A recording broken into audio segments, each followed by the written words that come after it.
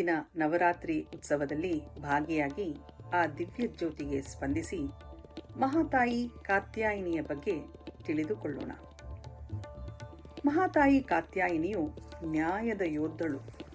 ಅವಳು ಶೌರ್ಯ, ಸದಾಚಾರ ಮತ್ತು ದೈವಿಕ ಇಚ್ಛೆಯನ್ನು ಸಂಕೇತಿಸುತ್ತಾಳೆ. ಅವಳು ದುಷ್ಟ ಶಕ್ತಿಯನ್ನು ನಾಶ ಮಾಡುವವಳು.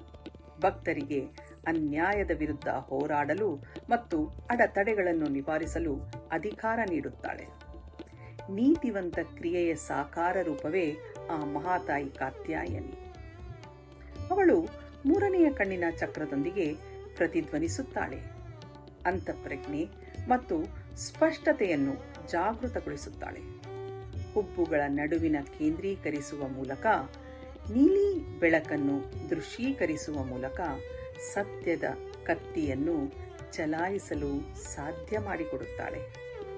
ಅವಳು ದೃಢತೆ ಮತ್ತು ನೈತಿಕ ಸ್ಪಷ್ಟತೆಯನ್ನು ಉತ್ತೇಜಿಸುತ್ತಾಳೆ.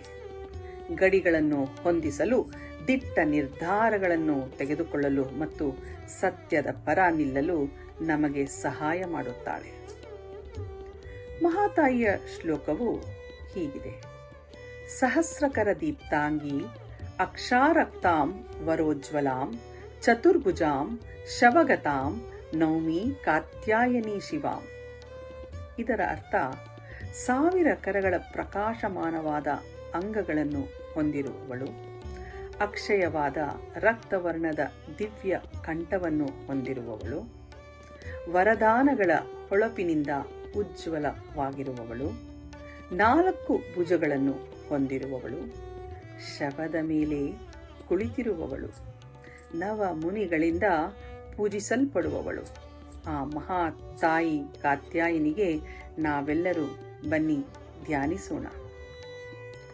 ಶವದ ಮೇಲೆ ಕುಳಿತುಕೊಳ್ಳುವವಳು ಅಂದರೆ ಅಜ್ಞಾನ ಮತ್ತು ನಮ್ಮೊಳಗಿನ ಅಹಂಕಾರವನ್ನು ಜಯಿಸುವ ಶಕ್ತಿಯ ಒಂದು ಸಂಕೇತ. ನವಮುನಿಗಳ ಪೂಜೆಯು ಆಕೆಯ ದಿವ್ಯತೆಯನ್ನು ಮತ್ತು ಗೂಢತತ್ವವನ್ನು ಸೂಚಿಸುತ್ತದೆ. ನಮ್ಮೆಲ್ಲರನ್ನು ಮಹಾತಾಯಿ ಕಾತ್ಯಾಯನಿ ಹರಸುಬಾ ತಾಯಿ.